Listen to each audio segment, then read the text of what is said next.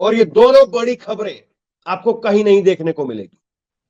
एक तरफ राजस्थान में मुख्यमंत्री पद का ऐलान तो हो गया, अभी शपथ ग्रहण समारोह नहीं हुई है, लेकिन उससे पहले बगावत की खबरें निकल करके सामने आ रही है।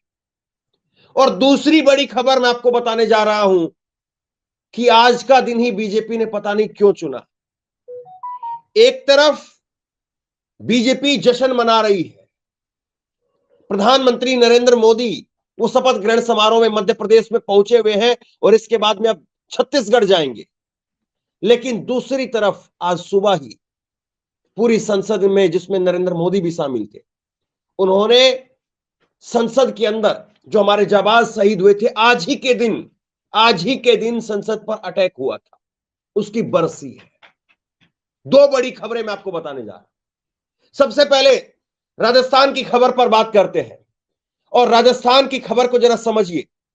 राजस्थान में भजनलाल शर्मा के नाम का ऐलान कल हो गया, लेकिन भजनलाल शर्मा का नाम जो कल जिसका ऐलान हुआ है, वो ऐलान तो जरूर हो गया, लेकिन मैंने कल ही इस बात को कहा था कि इसके दूरगामी परिणाम क्या होते हैं, आगे परिणाम इसके क्या निकल करके सामने आते हैं, वो सबसे बड़ा सवाल रहेगा और उसी पर नजर रहेगी कि ये फैसला फायदा भी देगा या नुकसान देगा।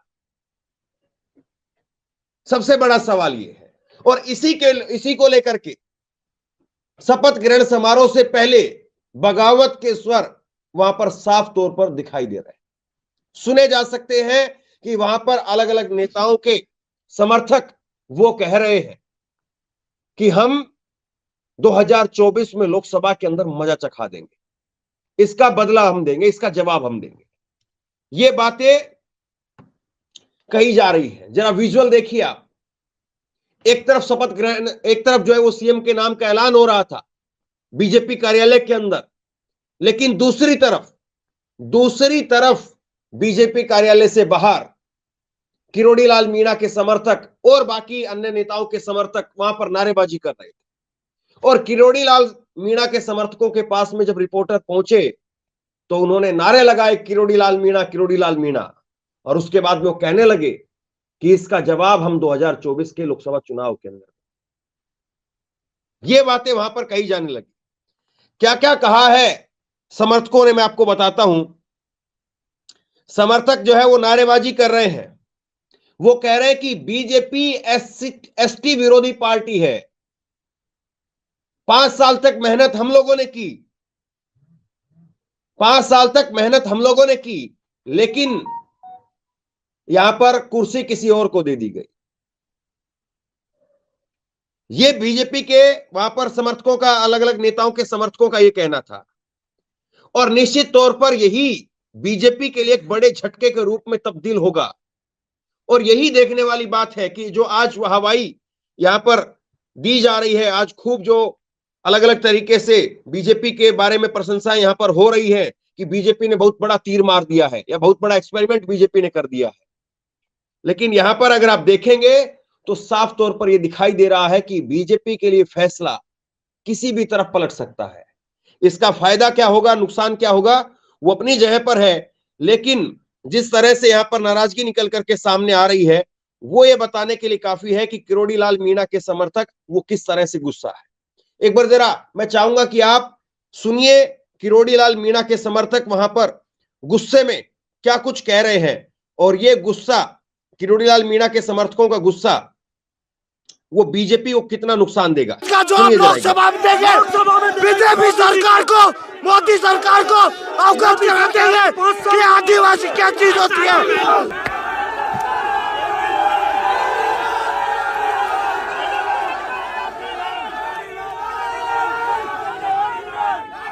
बीजेपी एसटी विरोधी पार्टी है, इन्होंने पहले भी हमें यही धोखा दिया है। 5 साल सड़कों में मेहनत हमने की थी, इसका पता तो लोकसभा चुनाव में चलेगा जब मीणा वोट देंगे तब।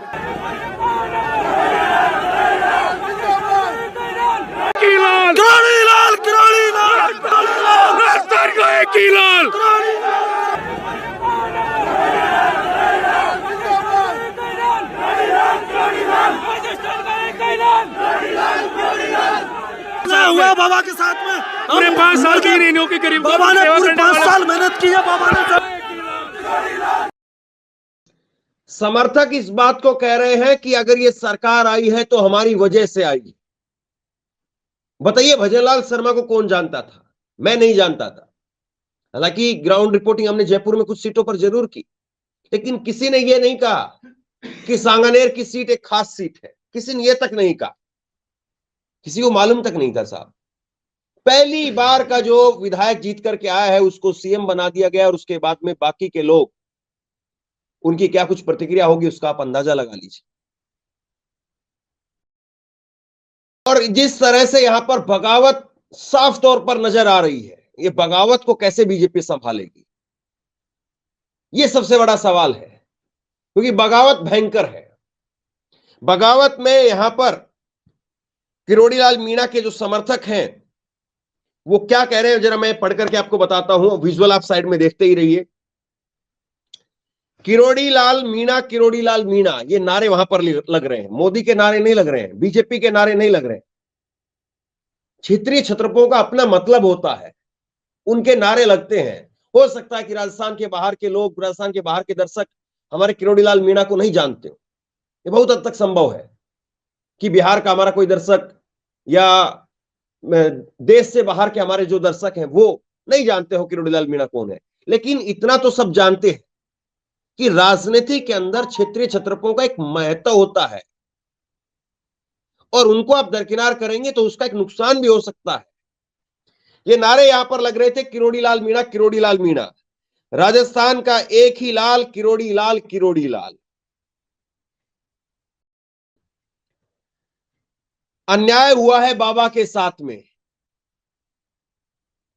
बाबा ने पूरी 5 साल मेहनत की है, ये बातें वहां कही गई है। हम इस चीज का जवाब लोकसभा के अंदर देंगे। 2024 में हम इस चीज का जवाब देंगे। बीजेपी सरकार, मोदी सरकार को औकात दिखा देंगे। ये मैं अपनी तरफ से कुछ नहीं कह रहा हूं, ये कहीं किसी अखबार में लिखी हुई बातें मैं आपको नहीं बता रहा हूं, ये कहीं किसी आलोचक ने बीजेपी के बारे में कहा है वो आपको नहीं बता रहा हूं मैं। ये वो बातें मैं आपको बता रहा हूं जिन लोगों ने वहां पर बीजेपी की सरकार बनवाई है। जो लोग घूम घूम करके वोट मांग रहे थे, उन लोगों ने क्या कुछ कहा है वो आपके सामने है। इसके बाद में आगे देखिए, वो कह रहे हैं कि आदिवासी क्या चीज होता है हम दिखा देंगे। एक तरफ जो है वो आपको अखबारों में, टीवी में बड़ा जो है वो तस्वीर बना बना करके दिखाई जा रही होगी कि छत्तीसगढ़ के अंदर एक आदिवासी को मुख्यमंत्री बना दिया, और बीजेपी के पास में अब सारे आदिवासियों के वोट आ जाएंगे, चाहे वो राजस्थान के हैं, चाहे वो मध्य प्रदेश के हैं, चाहे वो छत्तीसगढ़ के हैं, चाहे वो गुजरात के हैं। जहां जहां पर आदिवासी वोट है वो सब, झारखंड में, उड़ीसा में, तो सारे आदिवासी वोट बीजेपी ले लेगी। अब ये बातें आपको बताई जा रही होगी, लेकिन यहां पर बीजेपी के समर्थक ये साफ तौर पर कह रहे हैं कि आदिवासी क्या चीज है हम बता देंगे, 2024 में हम जवाब देंगे। और इसके साथ में वो कह रहे हैं कि बीजेपी एसटी विरोधी पार्टी है। 5 साल सड़कों पर हमने मेहनत की थी, इसका जवाब, इसका पता लोकसभा में चलेगा, तब वोटर इस बात का जवाब देंगे। सरकार किरोड़ीलाल मीणा की वजह से आई है। और सोचिए, वसुंधरा का खेमा तो अभी कुछ बोल ही नहीं रहा। वसुंधरा जब बोलेंगी तब क्या बोलेंगी उसका तो अंदाजा हम लगा ही नहीं सकते। और वसुंधरा कुछ बोलेंगे भी या केवल साइलेंट रह करके अंदर खाने, उनका काम बोल जाएगा और वो काम तमाम कर देंगी। ये सारी चीजें हैं। और ये सोचिए जरा, ये बीजेपी में आज का जो दौर है इसको सोचिए जरा। बीजेपी ने रातों रात एकदम से उठा करके नए चेहरों को बैठा दिया और कोई कुछ नहीं बोल पा रहा है। अगर कांग्रेस होती तो अभी तक पार्टी के अंदर से 4 पार्टियां बन चुकी होती। वसुंधरा का खेमा एक अलग पार्टी और दूसरा खेमा एक अलग पार्टी, और खबरों में, अखबारों में, टीवी में चल रहा होता कि सोनिया गांधी का फोन नहीं उठा रहे। अशोक गहलोत ने राहुल गांधी से बात करने से इनकार कर दिया है। जो ऑब्जर्वर भेजे गए थे उनसे उनका फोन नहीं उठा रहे हैं। ये खबरें चलने लगती। और बीजेपी अब जिस तरह से इन चीजों को कर रही है, आपको बताया जा रहा है कि बहुत अनुशासन है, उसकी वजह से ये हो रहा है। तो अनुशासन कितना मैं आपको बताता हूं। दो चीजें यहां पर देखिए, किरोड़ी लाल मीणा जिनको लेकर के यहां पर नारेबाजी हो रही है, वो क्या कह रहे हैं जरा समझिए। किरोड़ी लाल मीणा वो यहां पर कह रहे हैं, देखिए जरा किरोड़ी लाल मीणा का बयान लगाइए। रिपोर्टर ने उनसे पूछा, किरोड़ी लाल मीणा से रिपोर्टर ने पूछा कि आपको लेकर के यहां पर नारेबाजी हो रही है, पार्टी में बगावत है क्या? ये रिपोर्टर ने कहा कि आपने कहा था कि राजस्थान में नाम चौंकाने वाला होगा, ये सवाल था एग्जैक्ट।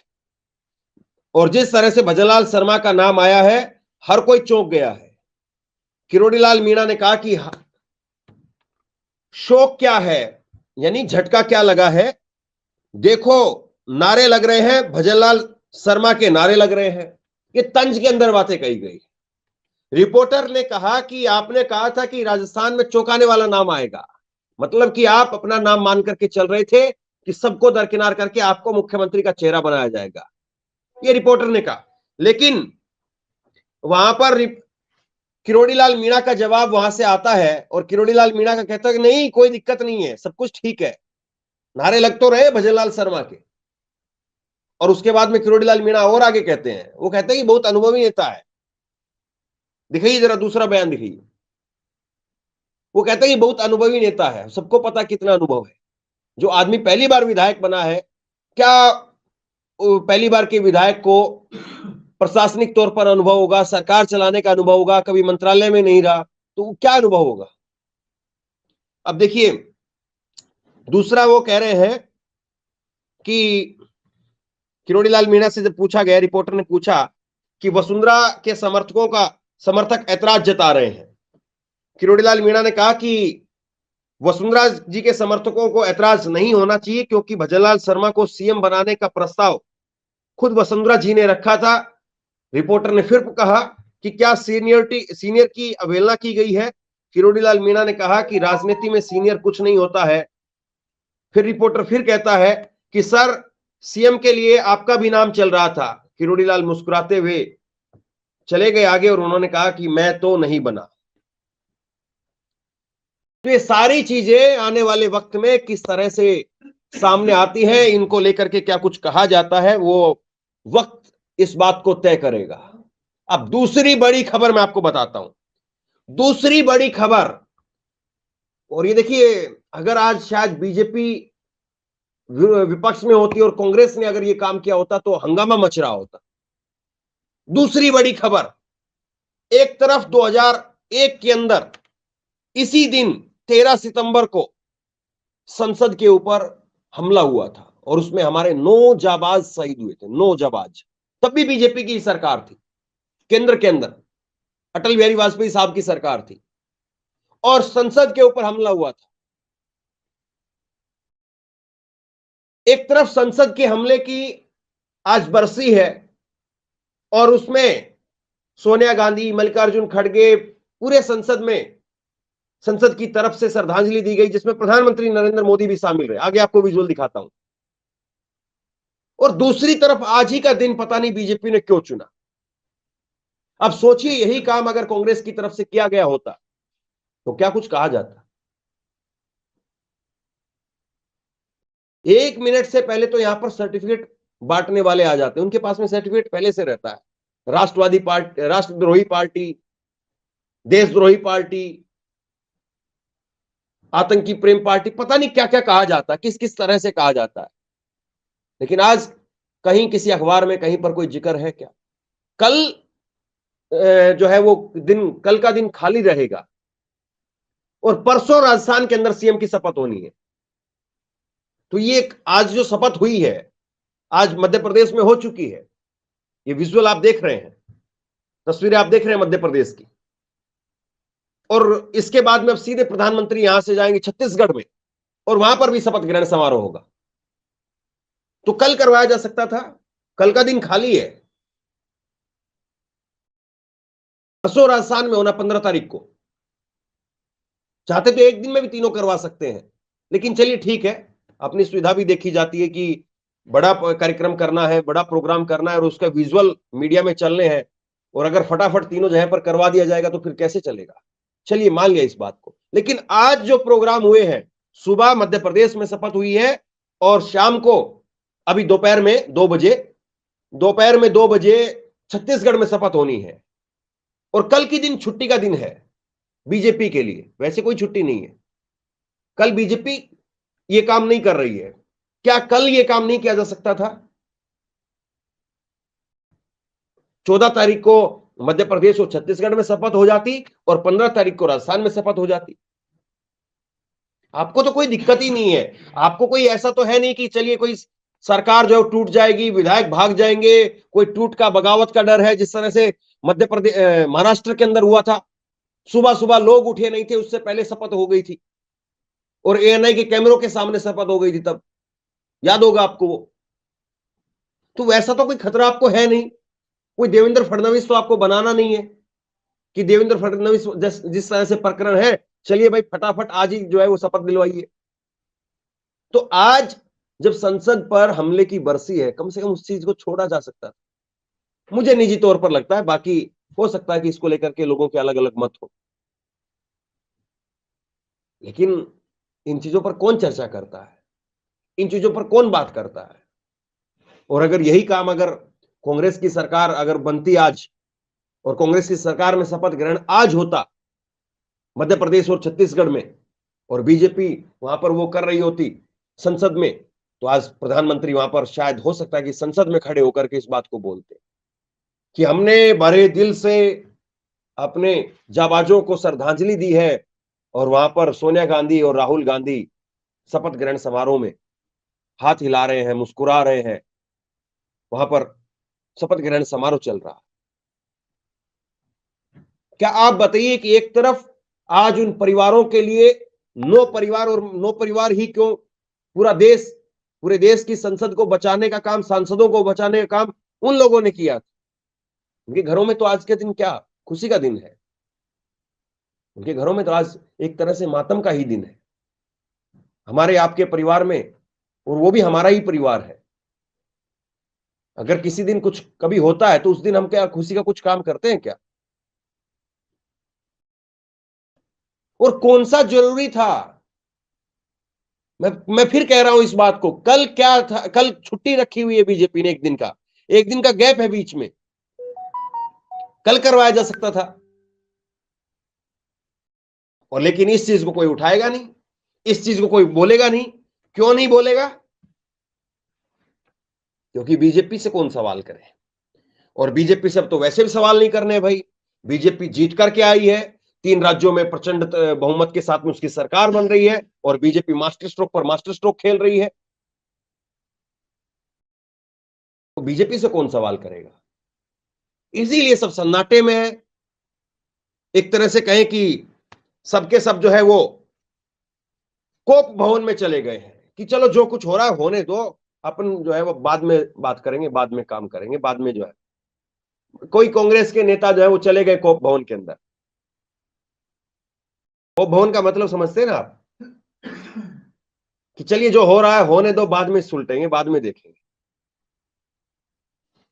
ये सारी चीजें हैं। और मैं फिर एक बार राजस्थान की खबर पर लौट करके आता हूं। मध्य प्रदेश की अलग से मैं आपको बताऊंगा, शिवराज सिंह चौहान वहां पर संभाले नहीं संभल रहे हैं, उनका दुख बिखर बिखर करके जा रहा है।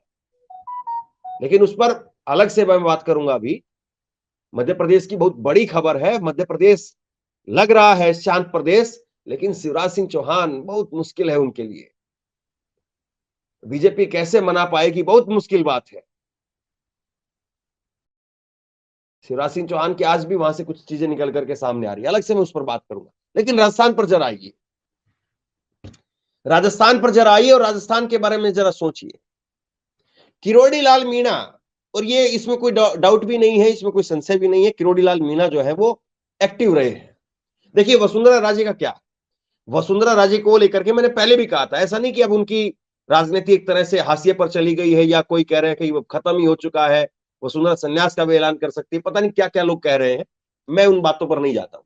लेकिन चुनाव से पहले भी मैंने इस बात को कहा था, चुनाव में भी कहा था कि वसुंधरा की जो राजनीति वो लिमिटेड राजनीति है।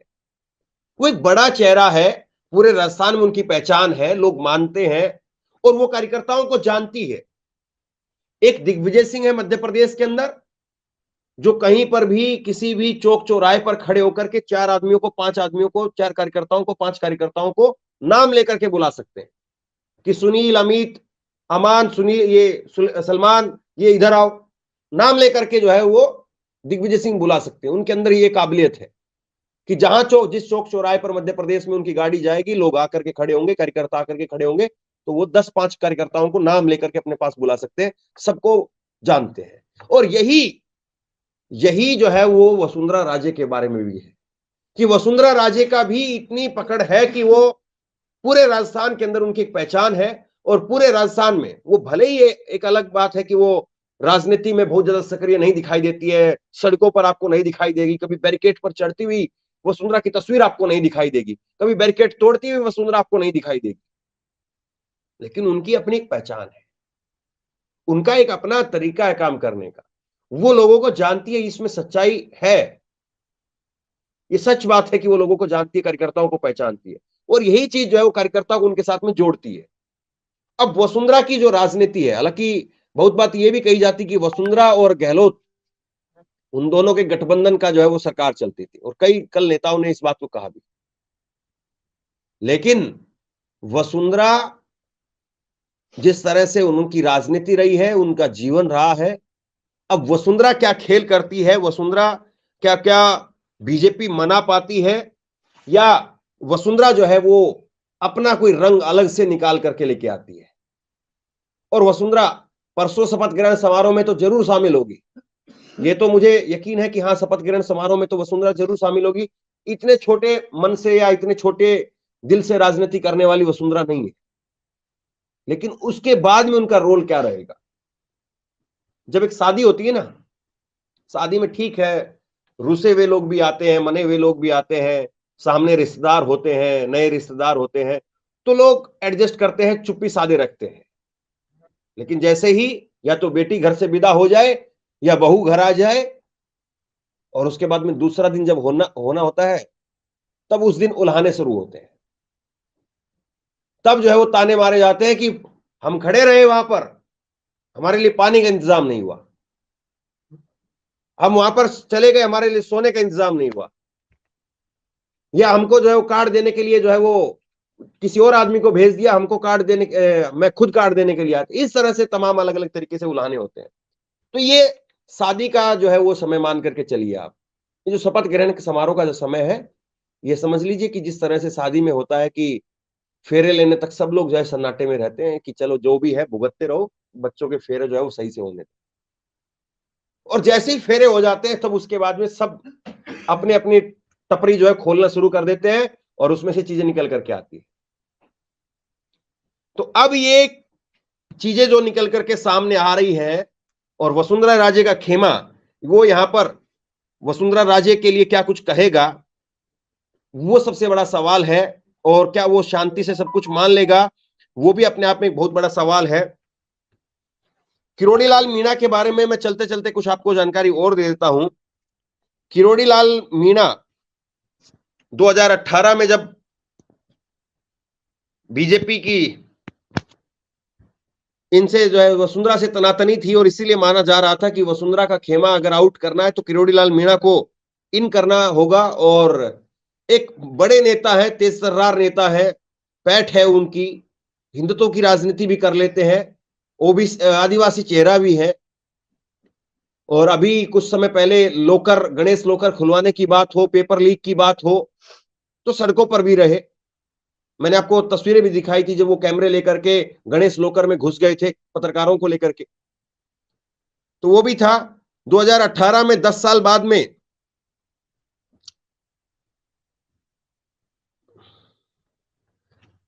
तो ये जब बीजेपी की सरकार की वापसी हुई, तब किरोड़ी लाल मीणा का उसमें एक बड़ा योगदान रहा। अब ये सारी चीजें हैं, और वसुंधरा राजे और यहां पर शिवराज सिंह चौहान, और अभी कांग्रेस की तरफ से अशोक गहलोत का खेमा, वो सब भी शांत हैं। ये सब अपना क्या क्या रुख दिखाते हैं, ये सवाल बरकरार है, और ये सवाल बहुत बड़ा है।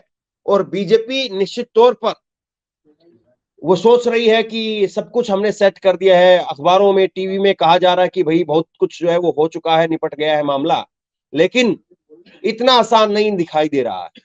इतना आसान नहीं दिखाई दे रहा है कि बीजेपी जो है वो इतनी सहजता से इन चीजों को सेटल कर ले, क्योंकि जो छत्रप है उनको इस बात को जरूर एहसास हो रहा है कि हमारी राजनीति को किस तरह से हाशिए पर डाल दिया गया।